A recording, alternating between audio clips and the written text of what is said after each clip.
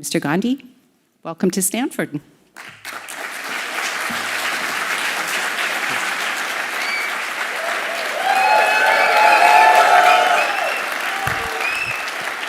you like the podium? Do you like to address from the podium? Yeah. Go straight there? No, you please. Okay. Once you make your comments, we can have a conversation. Do you want to say something or just Please, start? go ahead.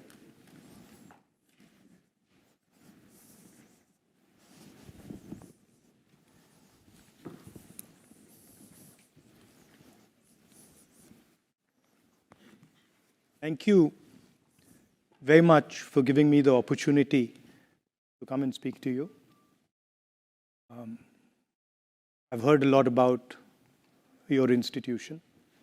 I spent some time in one of your competitors. It's an honor for me to be here. I've been asked to speak about global transition and how the world is changing. And also how one should act through that change, how one should think about acting through the turbulence that is obviously going to come.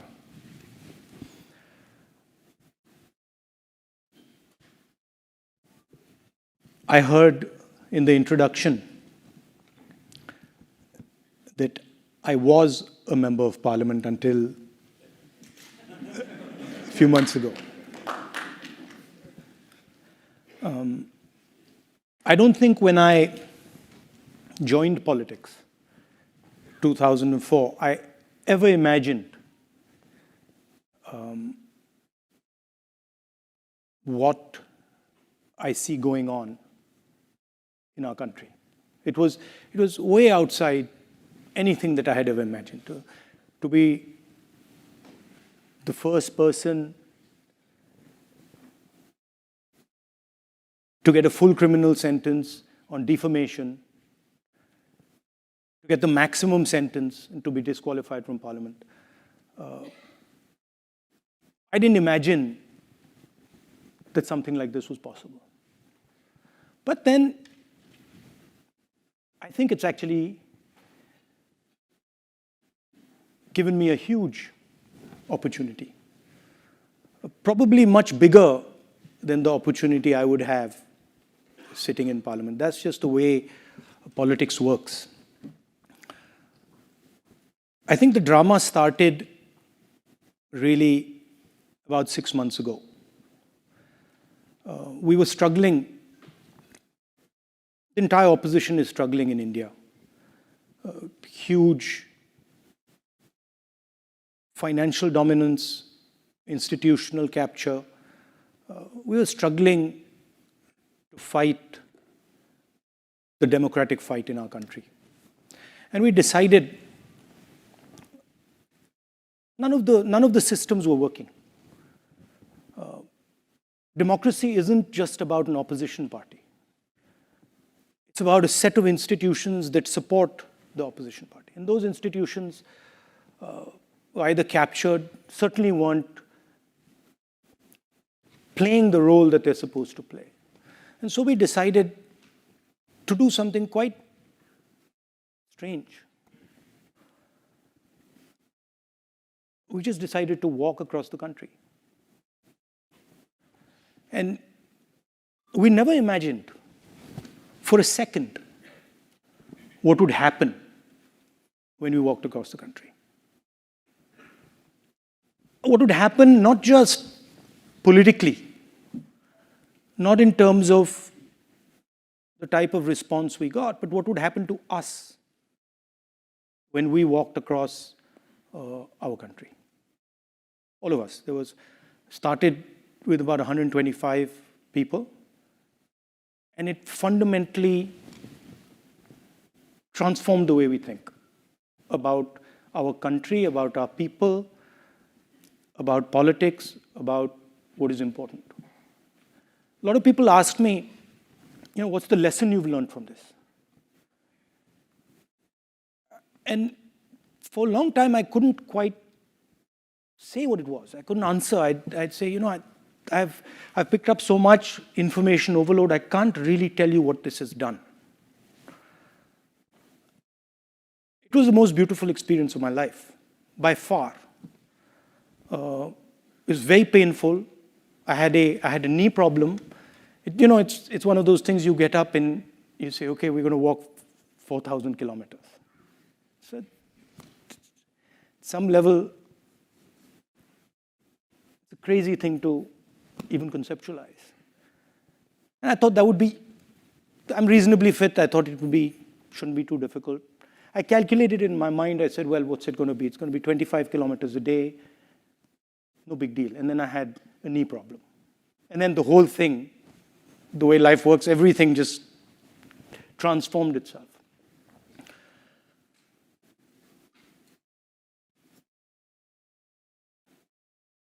We met what I would best describe as the soul of our country. And very quickly,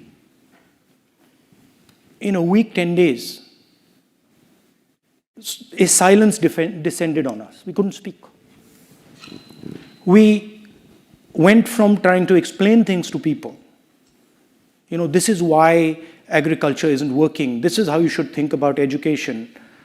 This is how, the healthcare system should look. This is what, we should be doing. And suddenly we all went silent. And we went silent because we came into contact with a intelligence that we had never seen, that we had never even conceptualized could exist. Farmers who many people would say, don't have an education, and then who are explaining things to us in a way that we just are in stunned silence. Right? And we saw this with farmers, with laborers, with small businessmen, everybody. And so this silence descended on us. And we just sort of stopped talking and started listening. And we heard tales of immense suffering. I can think immediately, I thought about one which sort of, to me, embodied the spirit of my country, our country. I was walking, and a young man came and started walking with me. And I put my arm on his shoulder, and suddenly I realized he didn't have arms. So he had no arms. And I tried to sort of make him a bit comfortable, didn't want him to feel that I know you don't have arms. He wasn't too bothered. And we started talking, and I asked him, listen, what do you do? And he looked at me and he said, I'm a mechanic. The immediate thing in my mind was, he's lying. How can he be a mechanic? He doesn't have arms. It's impossible. So I said, well, I didn't want to be direct. I didn't want to say, you're lying. I said, listen, what cars do you repair? He says, I don't repair cars, I repair motorcycles. So I said, oh yeah, what motorcycle do you repair? And he started listing all the motorcycles. So I said, can I come and see what you do? And he said, yeah. And then he proceeded to take us and show us how he serviced a motorcycle with his feet. It's the most amazing thing I've ever seen in my life. He took apart the entire engine with his feet. And he put the entire engine back together with his feet. I can't do it with my hands. So we saw these type of things happening. And we saw clearly the disconnect between our politics and our people. And that disconnect is visible in the United States, it's visible in the rest of the world. There's a huge divide between the people and the politics. Politics is talking about something else, people are talking about something else. We experienced this multiple times.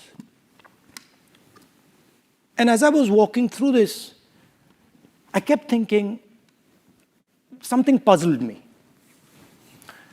What I couldn't understand is that while we were walking, we had no force. Force was completely on the other side. The other side had police, they had the institutions, they had the media, they had social media, they had everything.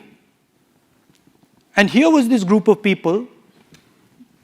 In a few weeks, it became thousands and then millions, just walking. And all the force at the disposal of the government of India could do nothing. And the more they tried to apply force, the less it worked. And so this puzzled me. I was like, how come they have all the force, they have all the systems, and nothing's happening? Why, for example, are they just not physically stopping us? And this was a question that just kept rotating in my mind. I'm like, why is it that they have the force, but they don't have power? And I realized that force and power are two completely different things. Most people, politicians in particular, confuse force and power, and they think they're the same thing. They're not the same thing. They're completely different things. Power is an act of imagination. Power is in the present. It is not linear. And power comes when you go close to the truth. The reason we could not be stopped by force is because we were weaving around near the truth. And what was really interesting to me was it didn't matter how much force the other side had. They simply could not transfer that force into power. And they kept saying to us, people would ask us, so when are you going to stop? We're like, we're not going to stop, we're going all the way to Kashmir. No, you're not going to be able to go to Kashmir. They told me in Kashmir that, look, if you walk the last 4 days, you're going to get killed. They're going to throw hand grenades on you. I was like, fine, no problem, let them do it. Right? I want to see the person who throws a hand grenade on me. And the security guys, the people from the establishment there, I could see in their face that they just couldn't understand what I was saying. Right? So, this distinction in your life, in your work, is very important. It doesn't matter how much force the other person has. You can still have power. And it is determined by how close you are and how precise you are with regards to the truth. Now, you can see these moments. Mine was a very small one. You can see these moments of power versus truth in history. Big ones. Example, my leader, Mahatma Gandhi, fought the entire British Empire. He had no force. They had all the force, all the structures, the army, everything. Didn't matter. Right? The Declaration of Independence here in the United States, again, a moment of power, a moment of truth. Doesn't matter how much force the other person has. So why am I telling you this? Why am I making this distinction between power and force? And what does it have to do with the transition that we're facing? Well, the transition we are facing, there are three transitions.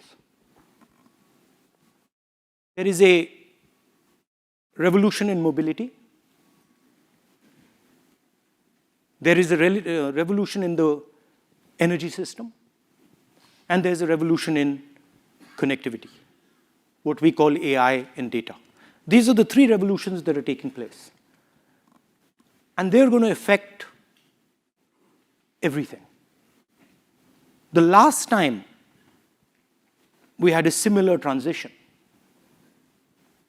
a transition of energy, a transition of mobility, we had 2 world wars, right? And it's in times like that, of great uncertainty, of turbulence, that you need acts of imagination.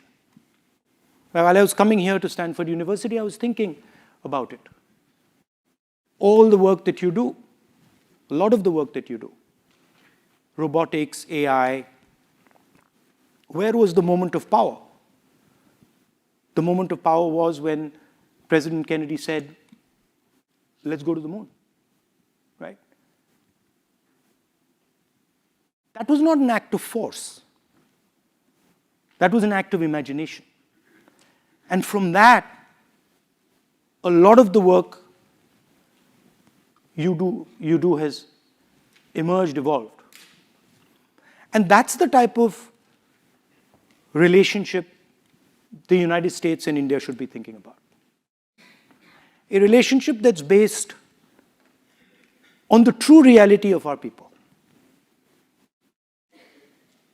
We know in India a lot about the reality of our people. All of you know. You live in our great country. You know the levels of poverty that we have. You also know the amazing amount of skills that we have. The United States has the world's cutting-edge technology. And we already have a bridge between us. It's important that this bridge is not simply a bridge based on force, but it's a bridge based on the reality of our people, on an understanding of the realities of both our people. India has some huge advantages.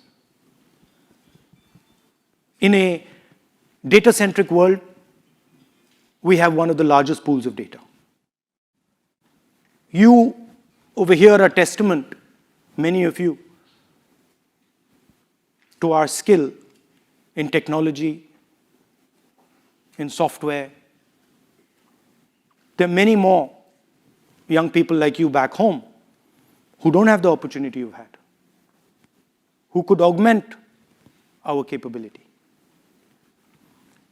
So that's what I wanted to leave you with. I think there are difficult times, but there are also times of opportunity. I think there are times when acts of imagination, as I called it, acts of true power, will resonate and can transform the way we think of ourselves. I'm looking forward to answering some of your questions. Thank you.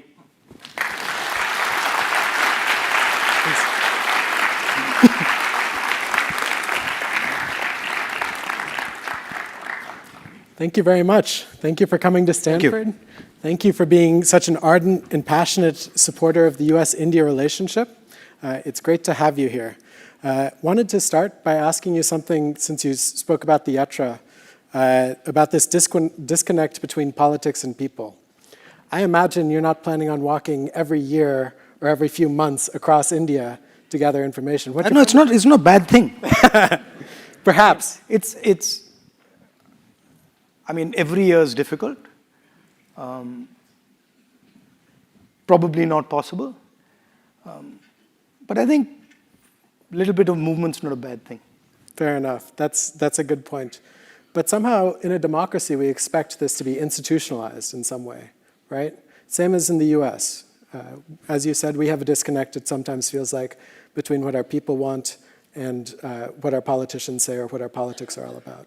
I think the disconnect has a lot to do with concentration of wealth and sort of the inequality in society, and also the political system not being able to catch up with the social media and the technology.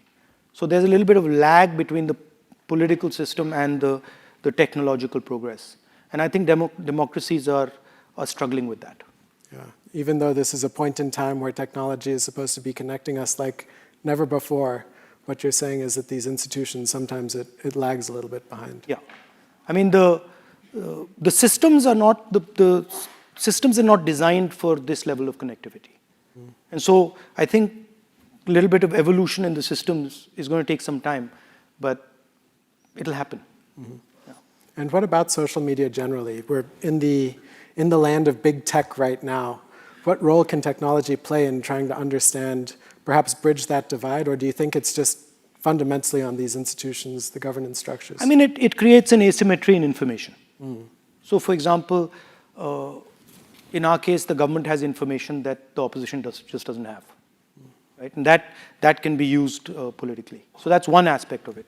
The second is it clusters people together and sort of creates silos where these silos have their own sort of belief structure, and they're separated from other people. So paradoxically it reduces the conversation. You would think that more connectivity would simply increase the conversation. It's not necessarily the case. And so then it becomes important for politicians such as yourself to beat the dirt and walk on the... Yeah, and it's surprising, it was very surprising to me how effective and powerful it is. Because when you do that, the social media system, the press system actually doesn't have a choice anymore. Because their attention gets captured. So even if they want to move the attention, a act like walking across the country just fixates the attention. I think I understood the sort of Gandhi's Salt March much better, because I suspect at that time also, with radio and with these technological changes, they were facing similar problems. And I think that idea of walking across the country forces people to say, okay, so what's going on there? And then the thing starts to work. That makes sense. Just turning to the purpose of your visit, US-India relations, what would you say is the current status of how our two countries work together? I think there's a lot of good work that has been done from the 90s. But as I was saying, I don't see the acts of imagination. I think it's more of the same. But I don't see sort of the crystallization of a vision. I don't see an alternative to, for example, the Belt and Road. Right? Belt and Road is promising prosperity. It's a vision of the world. Right? It's a non-democratic vision of the world. Well, what's the counter vision? Right? So that's where I see the gap. Of course, there is military cooperation. That's fine. That's important. But it can't just be military cooperation. Right? Yeah. So when you think about how that democratic vision should be formulated, in years past, the US has gotten sort of in trouble from other countries by saying, we're going to define democracy, we're going to carry it out, we're going to lead the way. And in some ways, the US has stepped back on that. India is too big for you to define. I mean, that's not possible. Well, it's not just India, but for a world vision of what democracy is, what the counter to a Belt and Road initiative would be. Everybody has a role to play. And you propose, right? You propose, look, this is how we think about it. And then others say, well, actually, we don't agree with that. We agree with that, right? So I don't see that. I don't see that on the table. How do you compete with the production engine of the Chinese, right? What does that look like? What does a democratic production system look like, right? Because if you look at what has happened in the West and in India, we seem to have given up on manufacturing, right? That's just something that the West certainly doesn't do. Now, of course, there's a conversation here in the United States about redoing it, but how do you do that in a democratic structure? What does that look like? Those are the type of things that I think need to be discussed. Because I see it quite clearly that there are two models on the table. Right? There is a authoritarian model, and then there's a democratic model. Right? And the authoritarian model has got a handle on production. Right? So production in a democratic environment has to be conceptualized and actioned. And I think India has a central role in that. So what would that look like? I'm clearly not as familiar with India as you are, but when I work with young adults, I hear from them the same thing. I want a government job. They're not saying I want to work in a factory, right? Their aspirations are in some sense misaligned to the vision of manufacturing. So that's the mindset change that has to be brought about, right? India has large number of skill clusters. In every district, there's a skill cluster, right? But we are not connecting that cluster with finance. We're not connecting that cluster with technology.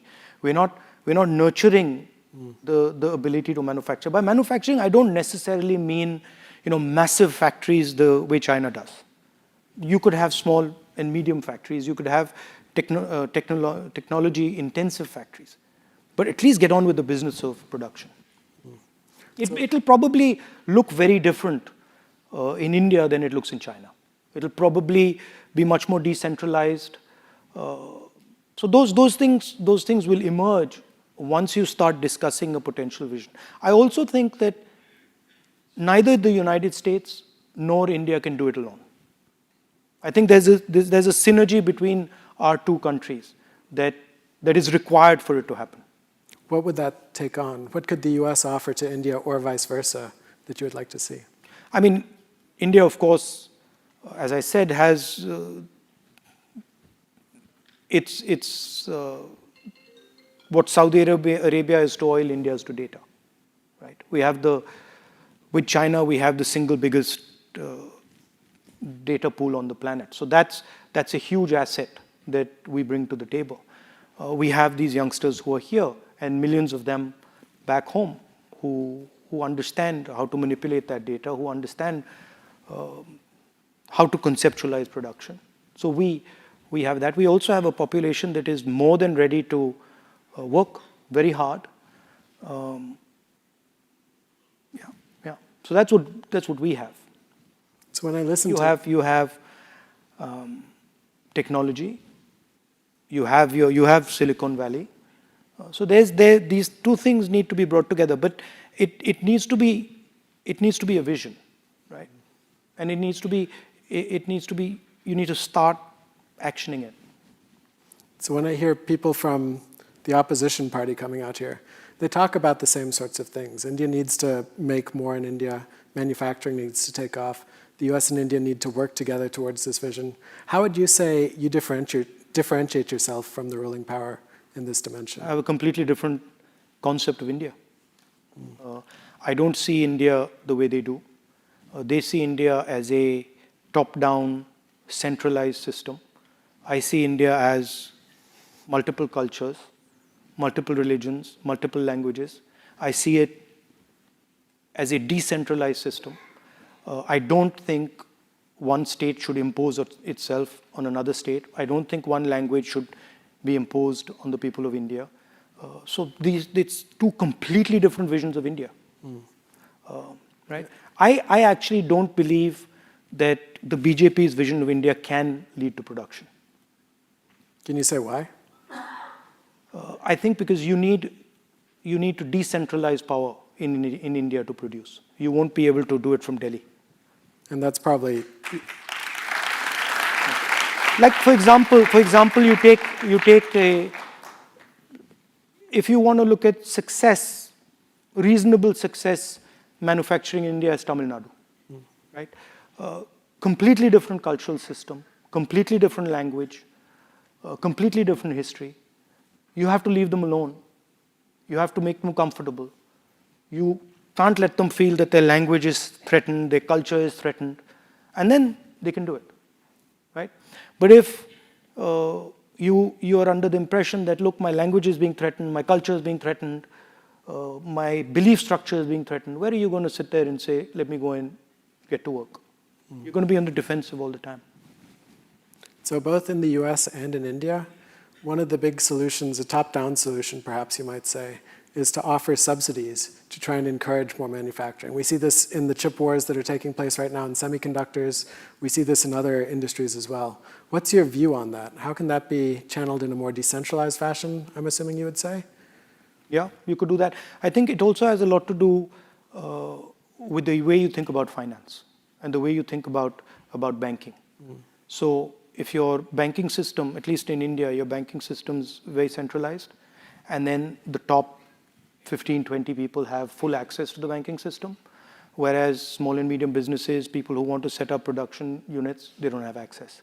So you have to think about these factors if you want to actually be serious about it. But I don't think India has a choice with regards to production, because we are transitioning from a rural to an urban country, right? And we've got earlier large masses of people who are connected to the land, right? And they tended to stay with the land. Now these people are in the cities, right? And the only way to give them a livelihood is to produce. So I don't think the idea that India can just, be a service-oriented country. I don't think the scale of India allows that, and I don't think the numbers allow it. So as India urbanizes, what kinds of changes would you think that the government needs to make? I've always been struck when I go to India that the mayor of, say, some big city like Mumbai or something is a relatively powerless position. Couldn't imagine. Not relatively, completely. Right? So these are the type of things that you need to change, right? The ability to impose local taxes. Right? It's a completely different system than the one we have right now. And that some of that transition will happen naturally, right? It'll automatically happen. When we were in the UPA, we conceptualized providing a safety floor. So our idea was, people are moving from the rural area to the urban area. This is a difficult transition. It's unsafe. And you tend to go in and out of poverty while you're making this forward and backward movement. So we started to think about ideas like Manrega, which is guaranteed employment, right to food, et cetera, so that these people would be comfortable making this transition going back and forth. And the biggest idea we had was the guaranteed income idea, which was a scheme called Nyay in our last manifesto, and which we've sort of tweaked a little bit and run in Karnataka now. So I think some of those ideas, in addition to building a system of production, of manufacturing, would be required. And this journey is a very dangerous journey, and it's traumatic. So when you move from a village to Bombay or to Karnataka, don't underestimate the fear and the distress that movement, to and fro movement, causes. So you need to provide that protection. Oh, it's very hard. I was working with a rich person in the Bay Area, and he was offering $1,000 to any family that would move from a rural area to an urban area. Just couldn't figure it out in some respects. I mean, it's very daunting. And that's the United States. That's also true in the US. So I mean, This in is the India. United States, it's much simpler. Yeah. Right? And you have much more support and protection than you have in our country. So with respect to China, just to turn back to foreign policy, how do you see the India-China relationship evolving over the next, say, 5, 10 years? Well, it's not doing too well these days. No. That's an understatement. Yeah, it's rough right now. I mean, they've occupied some of our territory. It's rough. It's not going to be an easy relationship. Do you see some sort of difference between you and the ruling party right now in China? Because they also seem to be quite tough and I mean, the question, India cannot be pushed around. So that certainly is not going to be allowed. It's not going to happen.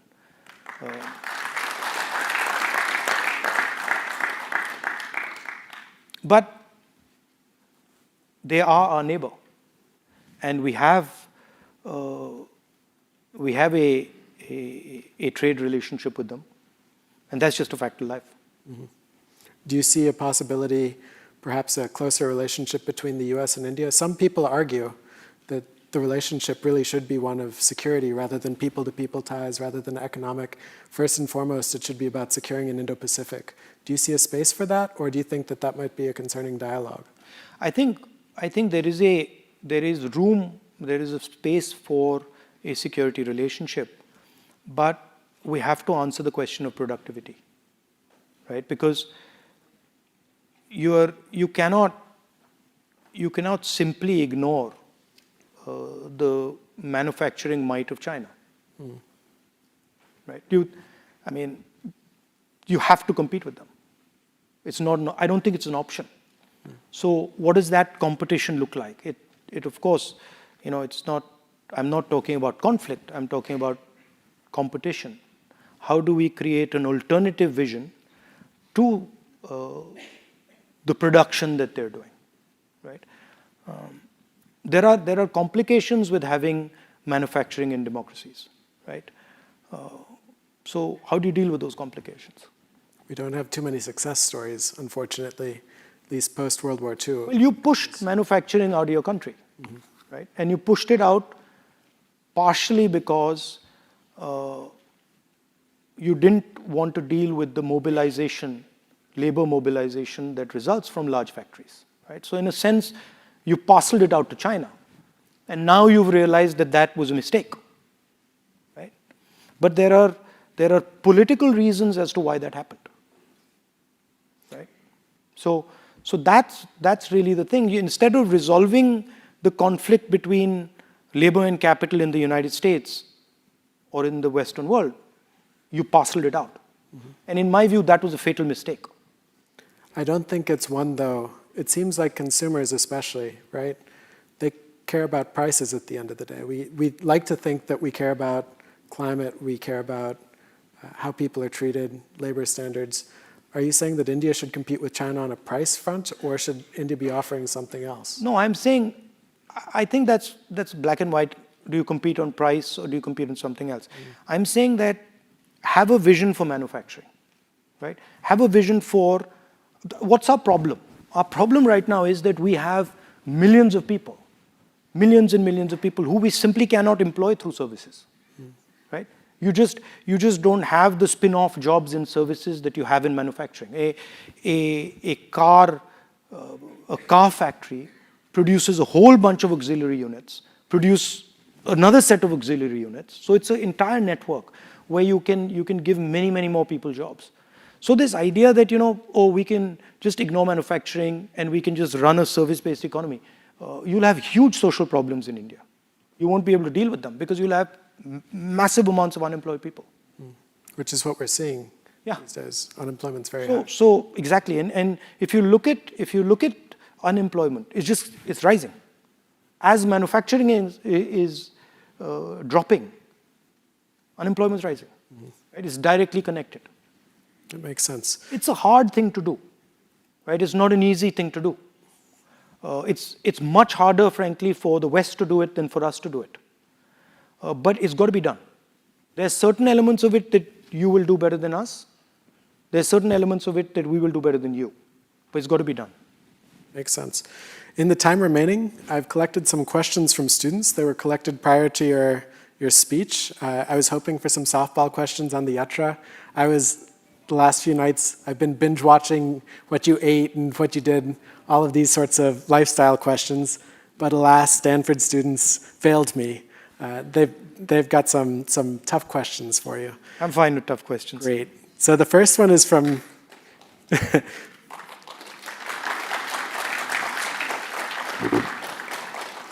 Devansh Sharma. He's a computer science class of 2024 student. He asks, do you support India's neutral stance on the Russia-Ukraine war? No, by the way, that's not a tough question. That's an easy question. Look, we have a relationship with Russia.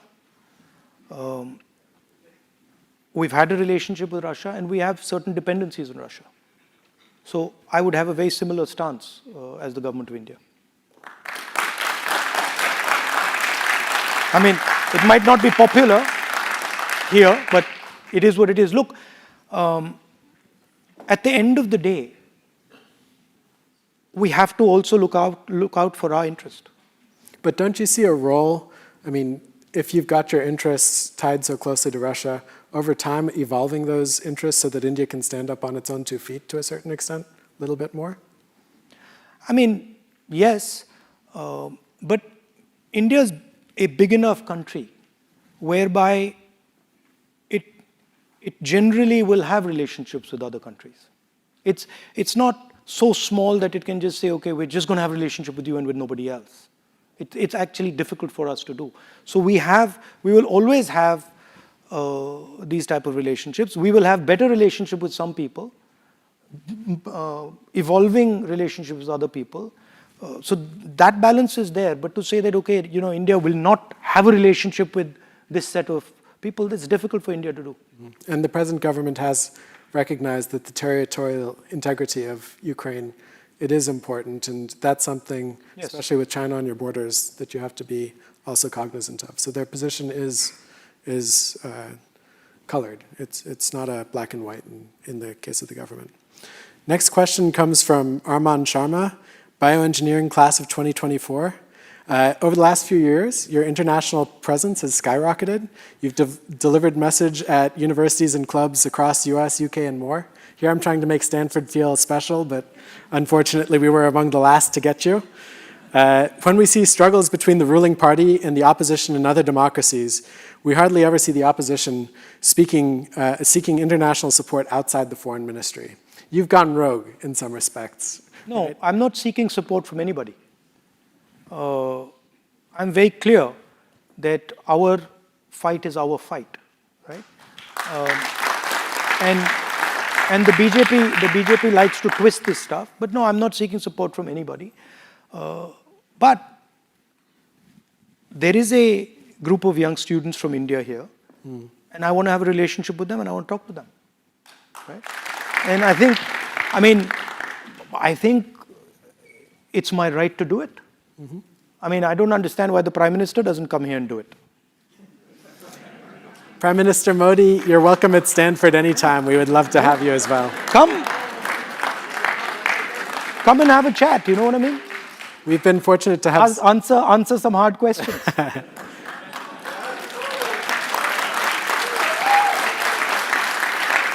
Look, it's important, I'll tell you something. It's important for political people to put themselves in situations like this, because it's very valuable. It makes us refine our thoughts. It makes us think about things. And the odd question that you can't answer. So what? We're all humans. I mean, we're not gods here. So I'm more than happy to have the occasional slip up, because I gain a lot. I understand what you're thinking. I understand what you're working on. So to me, it's developing a relationship with young people here. Excellent. We've had a number of BJP politicians come through, and unfortunately for us, not Prime Minister Modi yet. Let me ask one other question, and this is from Reina Bhatia, Bioengineering and International Relations student, class of 2025. So your party has been in opposition for 9 years now, and not surprisingly, you've made a number of complaints about how the opposition is excluded from decision-making. Say Congress comes back to power, what protections and rights do you think you would extend to the opposition? How would you rebuild I think our record is very clear. You can see the record of the UPA government. We didn't do any of this stuff. We were not threatening the opposition. We were not putting cases in the opposition. It's just not something we do. So this is a new style of politics that has come into India, and we certainly don't believe in it. So is it just a political thing, though, or would you institutionalize some protections? I mean, there are institutionalized protections which have been torn apart, right? So yes, it would be strengthening those protections. It would be strengthening the institutional framework. But what is going on back home is not normal. It's not something that has been done even by the BJP before. And do you see parallels? This isn't just an India-specific story. When you read the papers, you hear about declines in democracy. Even in this country, many people talk about declines in democracy. I think, as I said earlier, it's a combination of dramatic increase in connectivity and concentration of power. Well, thank you very much. This has been very illuminating. Please come back to Stanford many times. We really appreciate it. Thanks. Good job. Thank you.